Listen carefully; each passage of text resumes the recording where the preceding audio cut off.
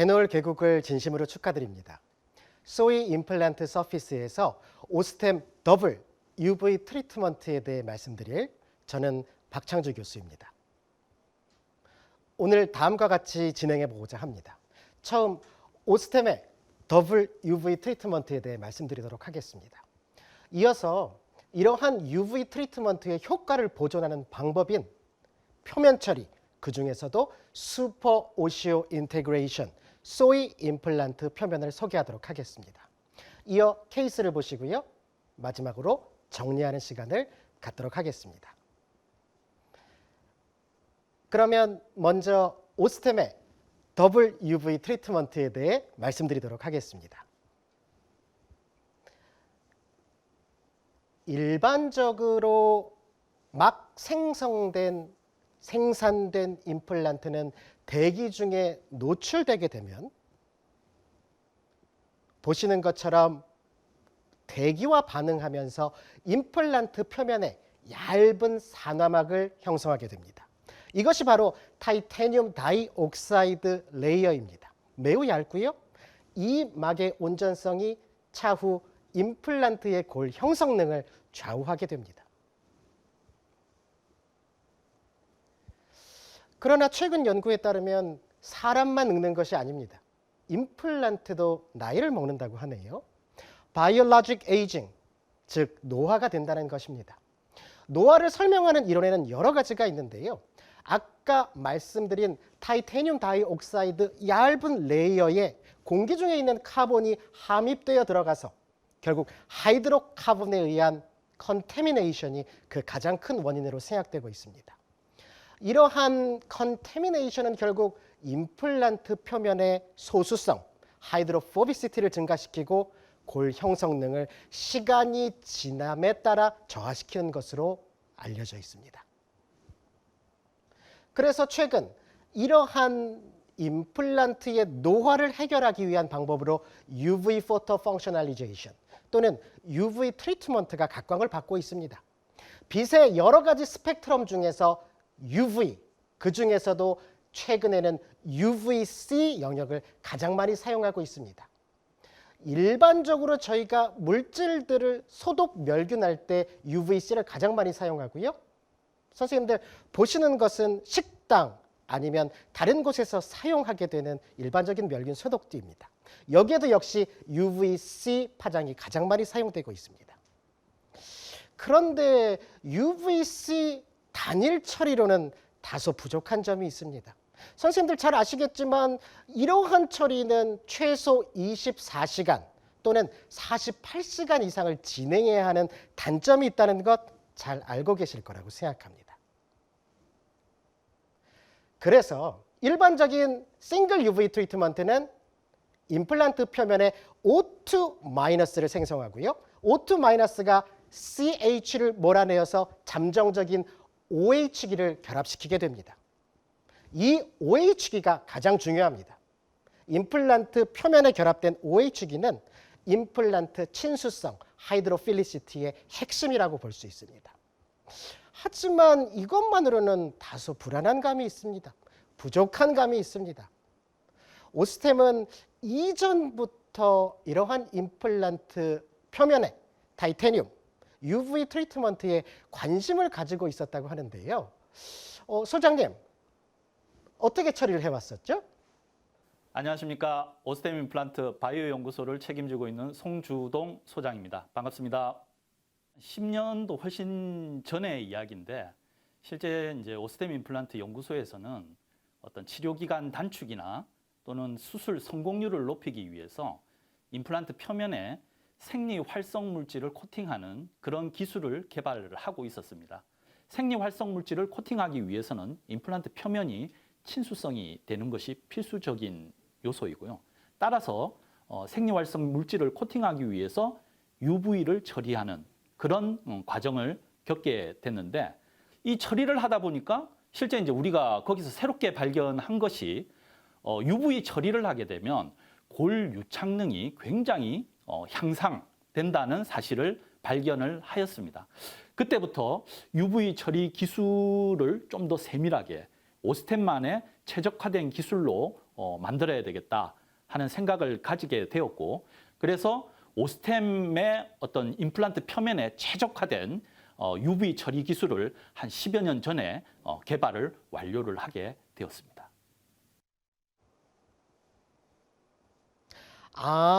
다른 회사만 UV 트리트먼트에 관심이 있었던 것이 아니군요. 오스템도 UV 트리트먼트에 이미 예전부터 관심을 가지고 있었다는 사실을 알게 되었습니다. 자, 그러면 오스템의 UV 처리는 기존의 UV 처리와는 어떻게 다를까요? 기존의 UVC만 활용했던 싱글 UV 트리트먼트에서 오스템은 거기에 보다 강력한 베큐um UV를 동시에 처리하고 있었습니다. 그리고 아까 우리가 흔히 봤던 식당의 멸균 소독기 같은 그러한 기구를 사용한 것이 아니라요, 이와 같이 전문적으로 제작된 UV 트리트먼트 기계를 사용하고 있었습니다. 그러다 보니 특히 베큐um UV를 사용하면서 여러 가지 일들이 생기게 되는데요. 한번 살펴보도록 하겠습니다. 그렇기 때문에 오스템의 더블 UV 트리트먼트는 최근에 유행하는 묻고 더블로 가! 이와 같은 정말 더블의 이미지가 강하다고 생각해서 한번 넣어보았습니다.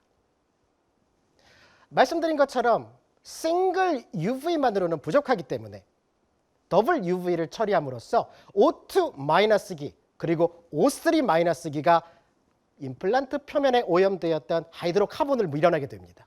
그러면서 친수성의 핵심인 OH기가 완성되는 것이죠. 근데 문제는 O3-입니다. 흔히 말하는 오존이죠. 오존은 강력한 살균력, 치환력을 가지고 있지만 건강에는 그렇게 좋지 않은 것으로 알려져 있습니다. 그래서 이 처리는 개인 치과에서 하는 것이 아니라 회사에서 진행하게 됩니다. 그리고 보다 짧은 시간으로 처리하는 것이 일반적입니다. 말씀드린 것처럼 이와 같은 오스템의 더블 UV 트리트먼트를 통해서 임플란트 표면은 OH기로 치환될 수 있고요. 이와 같은 OH기들이 임플란트 표면을 덮게 되면 결국 저희가 가장 이상적으로 생각하는 슈퍼 하이드로필리시티, 즉 초친수성이 나타나게 됩니다. 그렇기 때문에 보시면 UV 트리트먼트를 시행한 임플란트군이 훨씬 혈액을 잘 빨아들이는, 액체를 잘 빨아들이는 또는 초친수성을 보여주는 효과를 눈으로도 확인하실 수 있습니다. 이제 두 번째로는 오스템의 슈퍼 오시오 인테그레이션, 소이 임플란트 표면에 대해 말씀드리도록 하겠습니다. OH 표면이 완성되면 초친수성 표면이 형성되기 때문에 임플란트는 그야말로 골 형성에 가장 좋은 효과를 가지게 되는데요. 문제는 이것이 일시적이라는 것입니다. 오래 가지 못하고 단순히 스쳐가기 때문에 그러한 것을 보존하기 위해서 많은 회사들이 이와 같은 액체에 담그는 표면을 시행하고 있다는 것 선생님들 잘 알고 계실 거예요. 오스템에서도 역시 CA 표면이 이와 같이 초친수성 효과를 지녔던 UV 트리트먼트의 효과를 보존하기 위해 완성된 것이라는 것 선생님들 말씀드린 바와 같아요. 하지만 문제는 너무 오랫동안 액체에 담가두게 되면 보시는 것처럼 초친수성을 담당했던 OH기들이 사라지고 결국 물 피막, 즉 타이타늄 하이드로플래닌 같은 얇은 수막을 형성하게 되어서 오히려 골유착에 좋지 않다는 보고들이 최근에 꽤 많이 나오고 있습니다. 그렇기 때문에 오스템에서는 이러한 현상을 방지하기 위해서 새로운 표면 처리에 대한 관심을 많이 가지고 있었습니다. 그러한 표면 처리를 완성하기 위해서 번개를 잡아라라는 프로젝트를 진행했다고 하는데, 소장님, 그러면 이러한 번개를 잡아라라는 것은 결국 무슨 의미를 가지고 있죠? 그 당시 연구소장으로 있던 엄태간 사장님의 특명에 의해서 번개를 잡아라.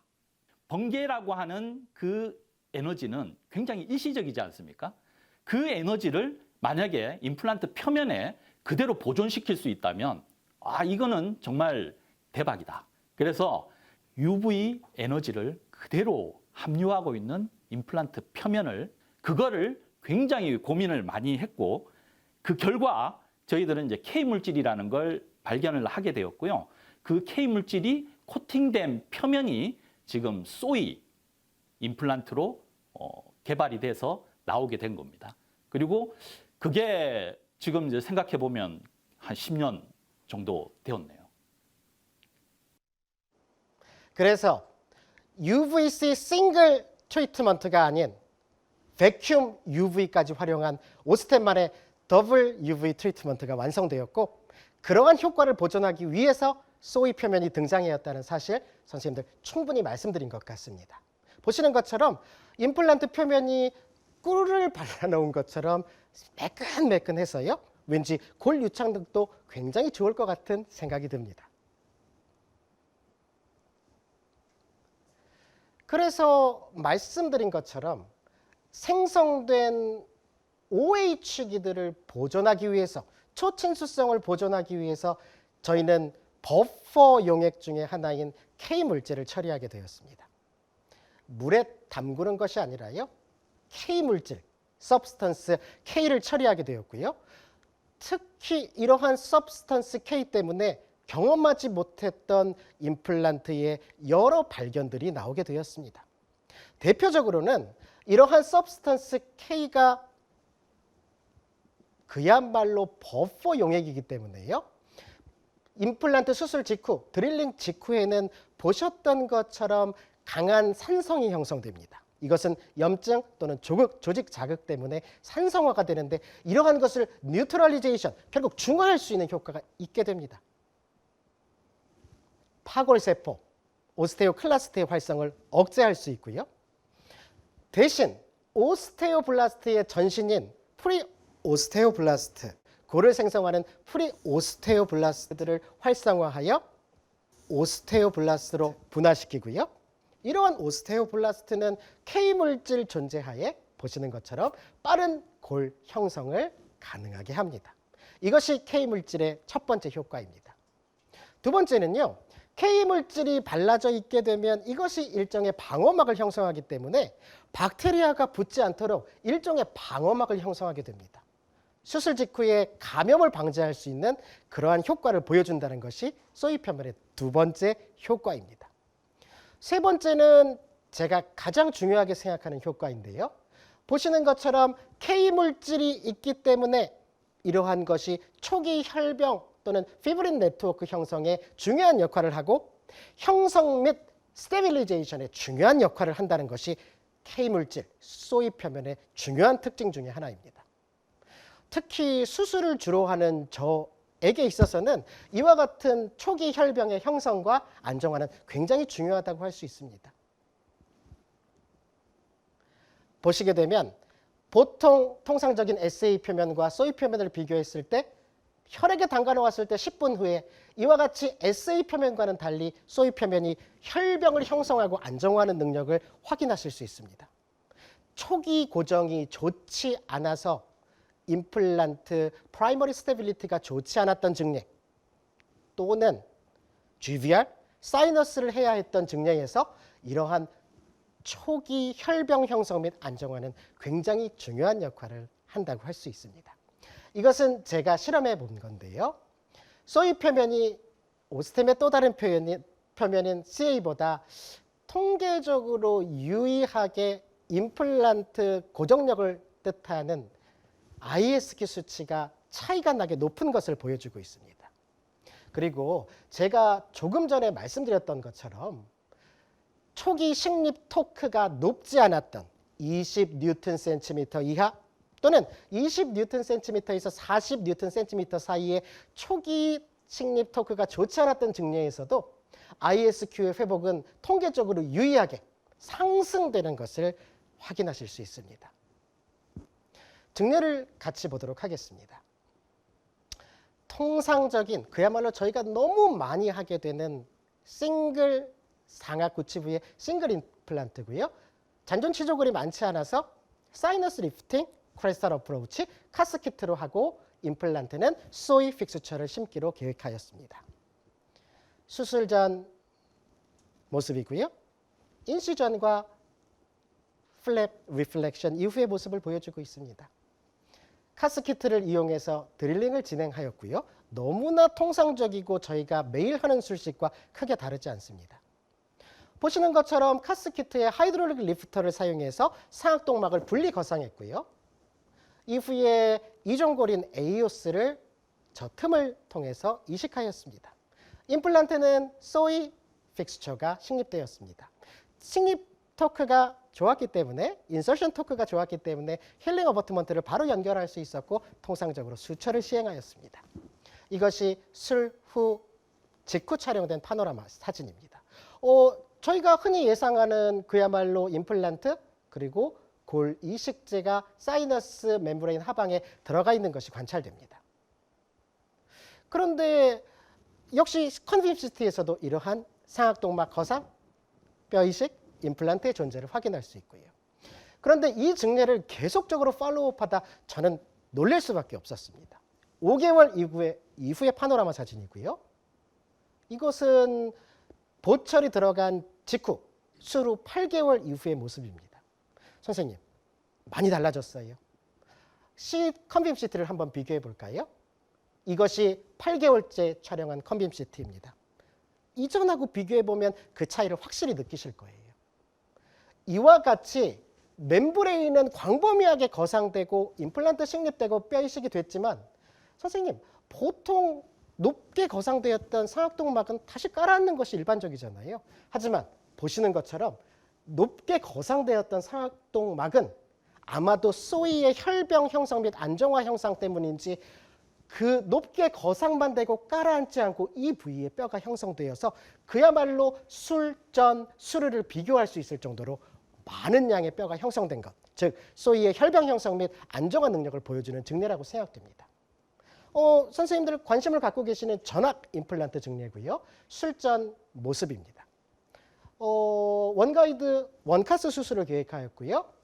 버추얼 3D 플래닝을 시행하였습니다. 입안에 서지컬 템플릿을 앵커 스크루로 고정한 모습이고요. 임플란트 수술 직후입니다. 모두 식립 토크가 좋았기 때문에 소이 픽스처를 사용했을 때 모두 힐링 어버트먼트를 연결할 수 있었습니다. 4개월 만에 커스텀 어버트먼트를 장착하였고 임시 보철이 시행된 상태입니다. 선생님, 그런데 이 증례에서 재미있는 것은 보시는 것처럼 상악 구치부, 특히 상악을 봐주세요. 구치부에 잔전골이 많지 않았기 때문에 결국 뼈 이식을 할 수밖에 없었습니다. 근데 불행하게도 제가 수술 직후에 확인을 해봤더니 이 부위에 상악동막이 터지면서 아마 원카스 과정에서 상악동막이 손상당한 것 같아요. 이 과정에서 일부 본그램 머티리얼이 샌 것이 관찰됩니다. 그죠?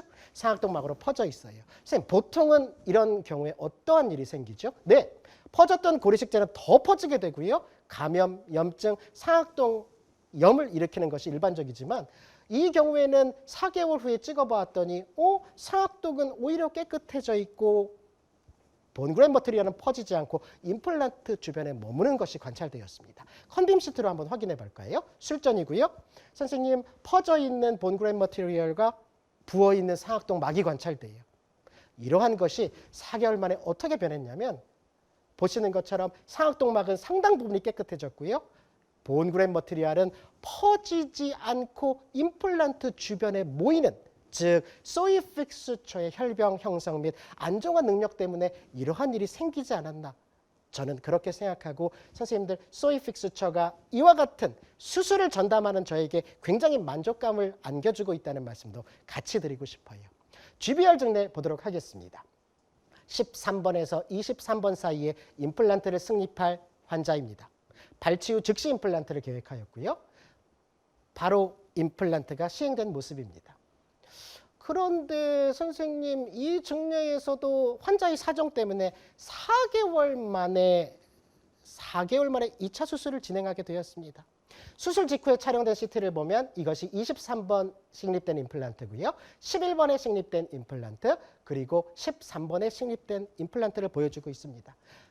그 레이비알 부위에 오그멘테이션 되어 있는 본그램 머티리얼들을 보여주고 멤브레인이 고정된 본 앵커 또는 본 택을 보여주고 있습니다.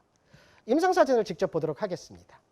술 전 레이비알에서 관찰한 모습이고요. 오클루잘 서피스에서 본 모습입니다. 발치는 너무나 쉬웠고요. 발치를 시행하고 결국은 레이비얼 오그멘테이션, 레이비얼 GVR을 시행할 증례이기 때문에 플랩을 열 수밖에 없었습니다. 특히 발치와에서 심한 본 디펙이 관찰된다는 것 선생님들 봐주셨으면 좋겠습니다. 이와 같이 심한 본 디펙이 관찰되고요. 소이 픽스처 3개를 식립하였습니다. 여기에도 디스턴스 디펙트가 관찰되고 저쪽에도 소켓 부위에 광범위한 디펙이 관찰됩니다. 마운트를 제거하고 최종 식립 깊이를 조정하였습니다. 그 이후에 노출된 임플란트 표면은 자가골로 그리고 그 상부는 이종골인 에이오스로 더블 레이어링을 한 모습을 보여드리고 있습니다. 그대로 두기보다는 선생님 차폐막 멤브레인을 도포했고요. 멤브레인을 고정하게 됩니다. 특히 봐주실 것은 임플란트가 들어가 있는 부위에 피 빨아들이면서 혈병 형성하면서 이식된 골 이식제도 충분히 포함되고 있는 모습들이 관찰됩니다. 멤브레인을 덮었고 사실 이 증례는 오스템에서 최근 출시한 본텍을 테스트하기 위한 여기 본텍이 관찰되죠. 본텍을 테스트하기 위한 그러한 증례였는데요. 수처가 끝난 교환면의 모습 그리고 레이비얼 모습을 보여주고 있습니다. 수처도 그렇게 어렵지 않았어요. 환자의 사정 때문에 4개월 급박하게 2차 수술을 진행하게 되었습니다. 열어보았더니 크리스탈 부위에 충분한 뼈가 관찰되기 시작합니다. 그리고 레이비얼 부위를 충분히 열어서 확인해 보았더니 선생님 이전 디펙트와 한번 비교해 보도록 하겠습니다. 임플란트 레이비얼의 디스턴스 디펙트 충분하게 커버되어 있고요. 그리고 소켓 부위에 이식된 뼈도 역시 두껍게 형성되어서 선생님 저는 4개월 만에 시행한 다소 이른 감이 있지만 이 증례에서도 소이의 어떤 K물질 또는 혈병을 안정화하고 형성하는 능력에서 굉장한 만족감을 얻게 되었다는 말씀 드리고 싶습니다. 수로 4개월째 2차 수술이 끝난 이후에 촬영된 파노라마고요. CT를 확인해봐도 역시 이전 그랩했던 레이비얼 오그멘테이션 본 그랩 머티리얼들이 23번 부위, 11번 부위, 그리고 13번 부위에 그대로 잘 형성되었다는 것, 가라앉지 않고 잘 형성되었다는 것, 심지어는 흡수성 차폐막을 사용하였는데도 이와 같이 꺼지지 않고 보존되었다는 점은 그야말로 소이의 효과를 보여준다고 생각합니다. 김기성 원장님께서 주로 ISQ, Primary Stability, 오스텔 얘기를 하였다면 저는 이와 같이 수술을 하는 사람으로서 직접 심어보고 열어봤던 증례들을 선생님들하고 공유하였습니다. 정리해 보도록 하겠습니다. 첫 번째, 오스템의 더블 UV 트리트먼트는 타이테늄의 바이올로직 에이징을 해결하기 위한 솔루션으로 제시된 방법입니다. 다른 회사들과는 달리 UVC 싱글이 아닌 베큐um UV를 같이 처리함으로써 그야말로 더블을 완성하게 되었고요. 그리고 가장 중요한 점은 선생님들 오스템은 이전부터 ever since하게 이러한 작업을 해왔습니다. 그리고 UV 효과를 보전하기 위해 오스템 소이 슈퍼 오시오 인테그레이션 임플란트 서피스가 나왔다고 설명드렸고요.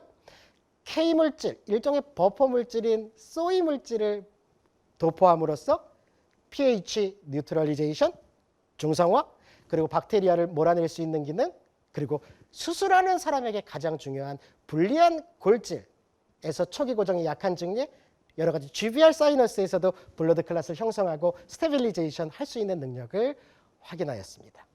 정리해보면 그야말로 오스템의 이러한 더블 UV 트리트먼트는 묻고 더블로 가는 그러한 임플란트 타이테늄에 대한 처리라고 볼 수 있겠습니다. 이번 강의를 같이 하게 된 존경하고 사랑하는 김기성 원장님 감사드리고요. 저희 치과 식구들입니다.